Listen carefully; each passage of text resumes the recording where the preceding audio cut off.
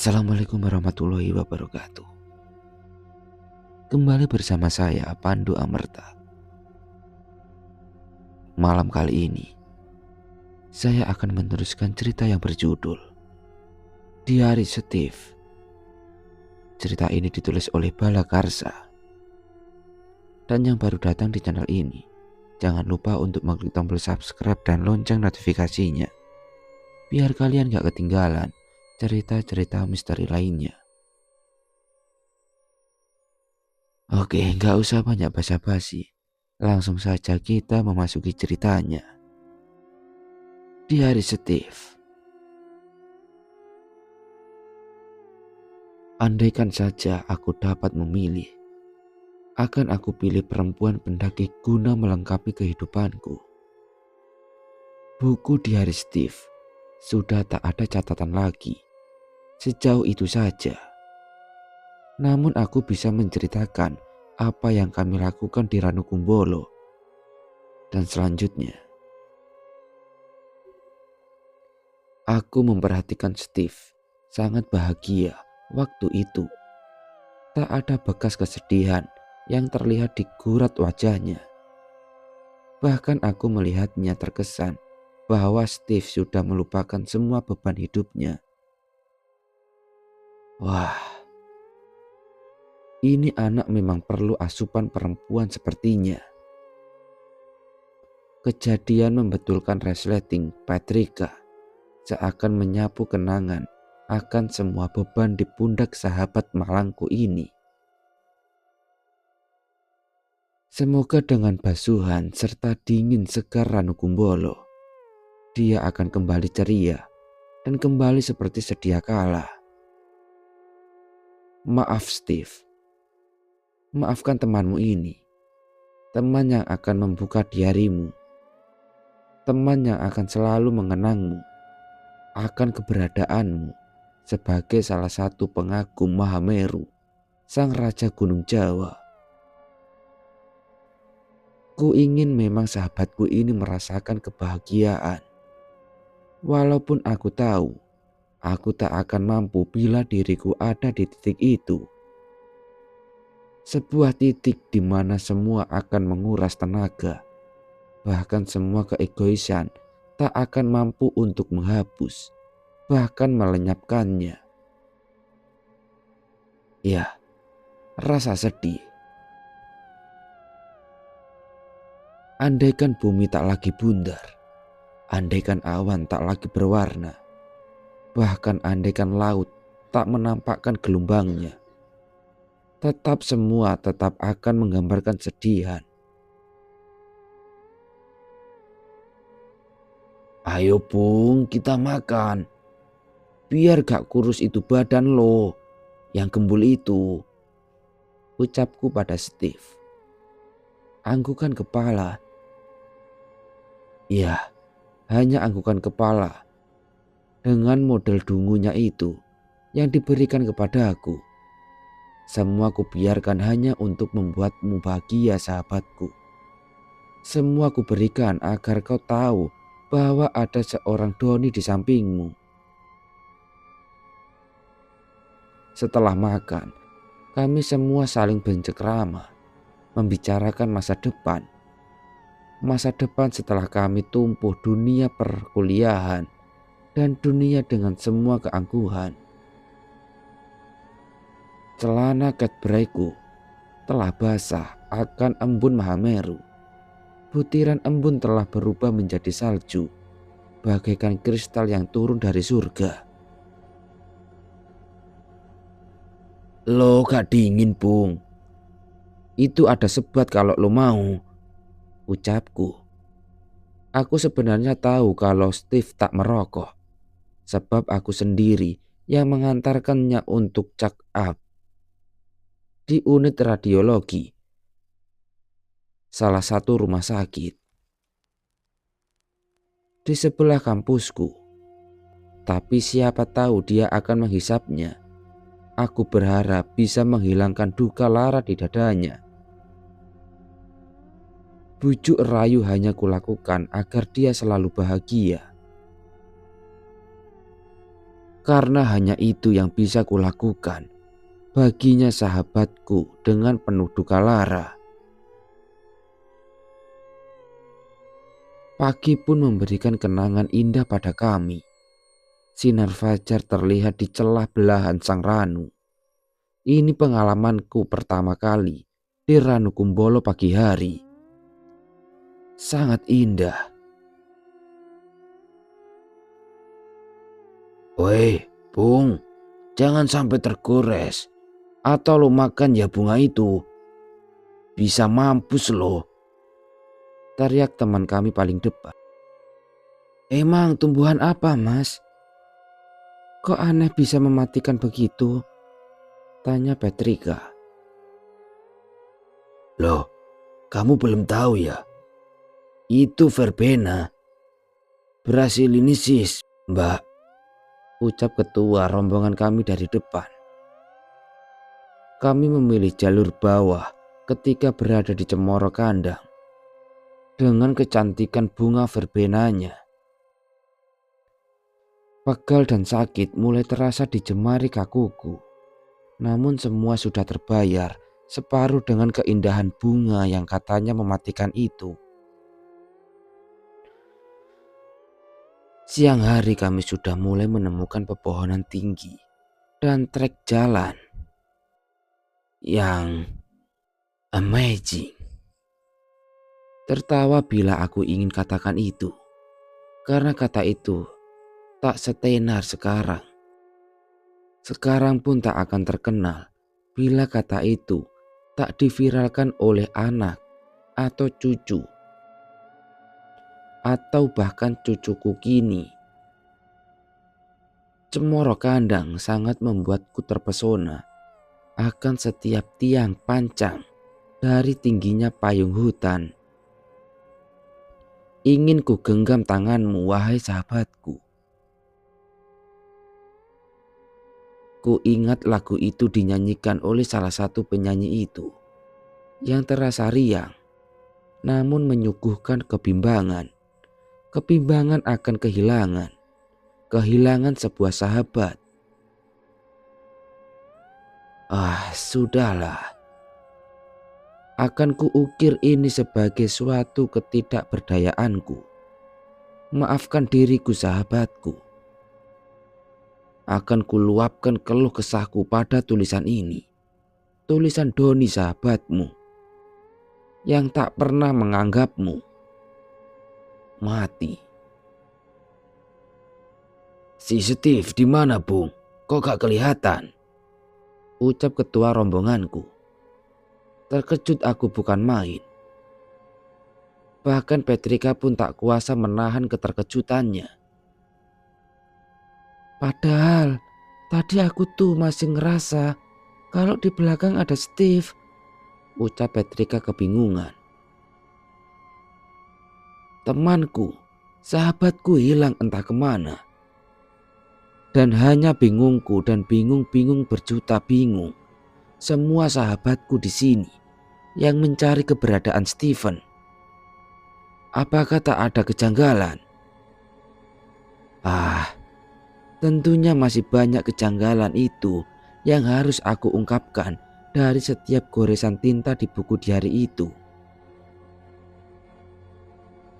Apakah sesiap ini diriku, wahai sahabatku? Tetap ku coba melihat membuka semua lembar di hari ini. Kapan dan kenapa bukumu ini ada padaku, wahai temanku? Akan dan akan tetap kutuliskan dalam torehan tinta penaku, wahai sahabatku. Di mana? Kemana dia, Mas? Ucap Petrika menambah kepanikan kami berlima. Tenang. Aku akan berusaha mencari cara agar kita bisa ketemu sama Steve. Ucap seseorang mengagetkan kami. Seseorang teman yang bernama Suko. Inilah yang meredakan sedikit kegusaran dan kepanikan kami. Tenang. Saya akan berusaha mencari cara agar bisa bertemu dengan teman kalian, Steve. ucap pemuda yang kebetulan berada di base camp siang itu. Suko, nama saya Suko. Aku dari kota sini, Mas, ucap pemuda tadi. Kulihat dari penampilannya, aku yakin bahwa dia adalah pendaki yang cukup berpengalaman di Gunung Semeru ini. Dan aku yakin bahwa sahabatku dapat kami temukan.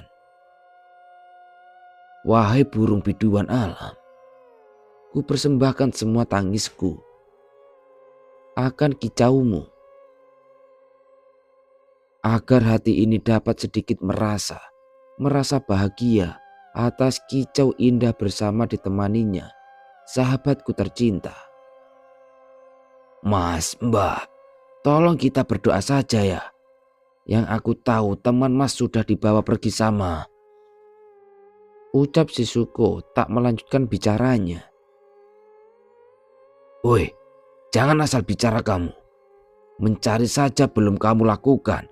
Kok sudah berani kamu bilang kalau teman kami? Apa yang akan kau ucapkan tadi? Marahku pada Suko yang tiba-tiba mengucapkan kata-kata yang membuatku gusar. Begini Mas, kita harus berdoa selalu. Bukankah berdoa itu bagus buat kita semua? Dan bagi teman Mas yang hilang di Kalimati itu, ucap Suko kembali aneh. Di Kalimati gimana Mas? Kita kan ada di sini sekarang. Kok sekarang mutar ke Kalimati segala?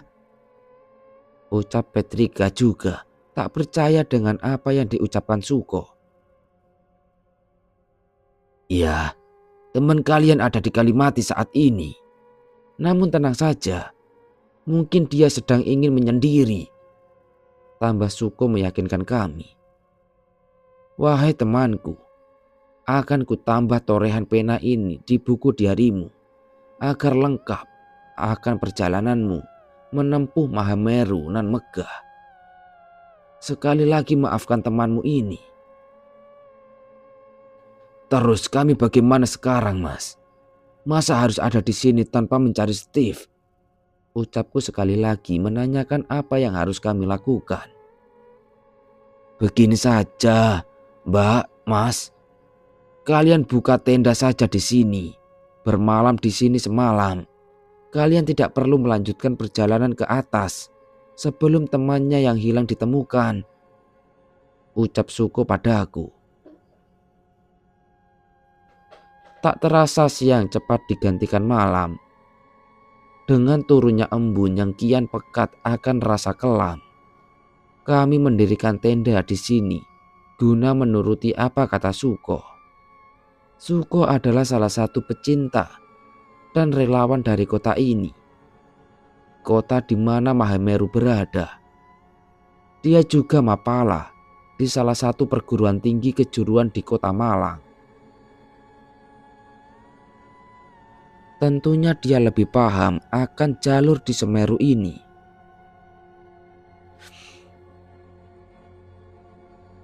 Kalau kalian ingin turun ke bawah, tolong jangan sendiri ya. Harus bawa teman. Ya. Siapa tahu kalian pengen buang hajat atau yang lainnya, ucap Suko sekali lagi menambah teka-teki tentang dirinya. Mas, kamu ini manusia kan? Tanya Petrika. Haha, mbaknya lucu ya. Aku ini manusia mbak. Aku ini pemuda desa. Aku mahasiswa mbak. Jurusan pendidikan. Sebentar lagi aku akan wisuda dan memakai gelar doktorandus. Mungkin setahun lagi aku akan nikah dan punya anak mbak, ucap Suko menerangkan siapa dia dan biodatanya kepada kami seraya tertawa. Memang di era 80-an tak banyak pendakian di Semeru, hanya beberapa orang saja. Maka tak heran kalau kami hanya bertemu dengan Suko dan 4 orang teman lainnya dari Malang. Pokoknya kita tunggu sampai pagi. Kita tak boleh gegabah mencari di malam hari. Terlalu beresiko, ucap Suko sekali lagi sambil membuat perapian di samping tendanya. Malam penuh rasa akan penantian. Aku Doni, akan berusaha mencarimu nanti teman. Ketika mentari pagi telah membersihkan kabut di setiap rongga Semeru ini. Itu janjiku teman. Sempat ku dengar beberapa teman saling bercengkrama dan saling membicarakan rencana penelusuran dan pencarian Steve pagi nanti. Namun aku tak sanggup untuk berkumpul dengan mereka. Hanya air mataku ini yang menemaniku sepanjang malam. Memang Mas sudah sering ya naik ke Semeru, ucap Petrika penuh cemas. Ya lumayan lah Mbak. Kalau liburan habis final biasanya kita ke sini. Hehehe, ucap Suko. Ku dengar di luar tenda dan diriku yang ada di dalamnya. Apakah banyak ya Bung yang tersesat di sini? Terus biasanya karena apa? Tanya temanku dari Bandung kepada dia.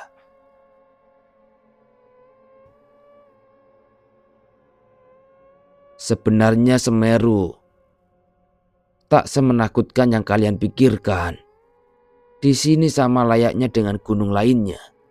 Asal kalian mengikuti aturan yang sudah diberikan waktu pendaftaran di pos pertama, ucap Suko. Aku yakin tak akan terjadi apa-apa dengan kalian, jawab Suko sekali lagi, menenangkan hati kami yang sangat gusar. Pagi masih lama terasa kala itu. Sebagian teman sudah banyak yang tidur guna mempersiapkan tenaga untuk pencarian pagi esok. Hanya Petrika saja yang aku dengar masih bercakap-cakap dengan Suko malam itu.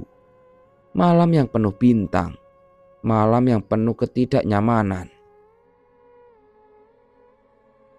Di bawah itu apa ada namanya Mas? Tanya Petrika pada Suko. Ya, di bawah adalah sumber mani. Biasanya kita menggunakannya sebagai tempat buang hajat. Dan ya, kalau ada dan kalau keluar airnya dari sumber itu, kita bisa ambil air dari situ, jawab Suko. Cuman jangan sekarang Mbak, takut ada binatang buas, tambah Suko memberi peringatan pada Petrika. Malam semakin larut, namun mataku tak dapat kupejamkan. Aku Doni si Raja Rimba cengeng, umpat dari dalam hatiku pada diriku sendiri. Aku keluar dari tenda hanya sebagai cara melepas kecemasanku yang semakin lama semakin memuncak. Sebentar lagi ada rombongan dari bawah Mas. Mbak, tolong tidak usah disapa ataupun dihiraukan, ucap dan pita Suko padaku yang bahkan masih berdiri di dekat perapian itu. Kaget dengan apa yang dia ucapkan, namun aku berusaha tak bertanya macam-macam. Kududukan tubuhku dekat perapian agar semua hangatnya merasuk di setiap relung jiwa. Benar saja, selang beberapa menit, aku melihat ada sekitar 15 orang dari bawah membawa sebuah bungkusan besar. Apa yang mereka lakukan? Apa mereka merupakan porter yang sengaja membawa peralatan untuk penelitian di Semeru? Ayo bebaskan dia.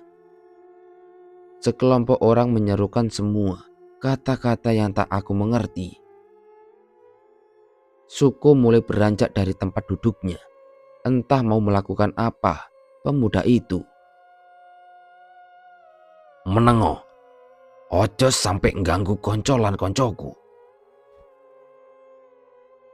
Ucap Suko entah kepada siapa. Ditebasnya Edelweiss di sisi kanan kami yang tak ku tahu kenapa bisa tumbuh di sini. Bukannya bunga itu hanya tumbuh di ketinggian sana. Dibakarnya dupa yang wangi nan semerbak menyeruak di seluruh hutan cemoro kandang ini. Mencekam. Udara mulai tak memberi timbangan manis pada kami. Udara mulai meliukkan hembusannya melalui kami. Kencang dan lama-kelamaan semakin kencang dari arah utara menuju puncak Semeru. Kruk, kruk, kruk. Sang Mahameru mengeluarkan suara bisingnya, suara batuknya, dan suara yang maha dahsyat berkali-kali kami dengar beserta ledakannya. Kembali lagi aku melihat kelompok orang di bawah berlari sambil mengucap kata, "Mangan, mangan, mangan." Yang artinya makan, makan. Apa yang dimaksud dengan kata itu? Suko yang dari tadi santai dan sangat tenang, sekarang dia seperti ketakutan. Ketakutannya yang entah kenapa, aku pun tak tahu apa yang ada di dalam benaknya.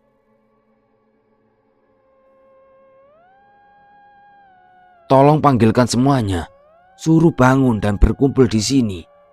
Ayo keluar semua dari tenda," ucap Suko sambil berteriak kencang, menambah kepanikanku, Petrika, dan semua orang yang kami kenal.